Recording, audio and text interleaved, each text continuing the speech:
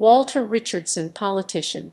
Walter Richardson, 4 June 1870 – 25 February 1959, was an Australian politician who was a member of the Legislative Assembly of Western Australia from 1921 to 1933, representing the seat of Subiaco.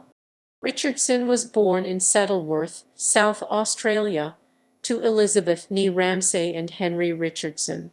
He came to Western Australia in 1896 and set up as a storekeeper. He was elected to the Subiaco Municipal Council in 1907, serving until 1912, and was later mayor of the municipality from 1920 to 1921.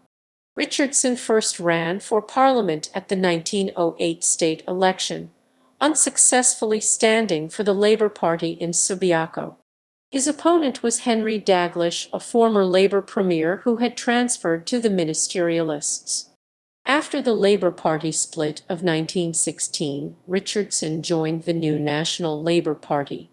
He served as the party's state secretary from 1920 to 1924 and recontested Subiaco for the party at the 1921 election, defeating both a Labour candidate and the sitting Nationalist member, Samuel Brown.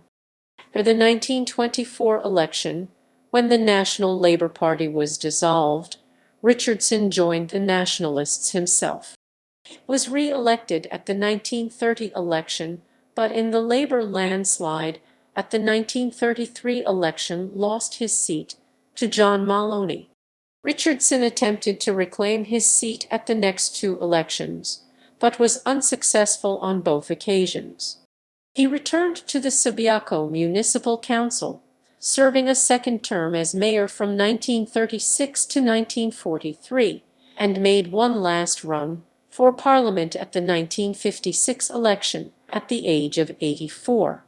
Richardson died in Perth in February 1959, aged 87. He had married Mary Ann O'Leary in 1896, with whom he had 3 sons. References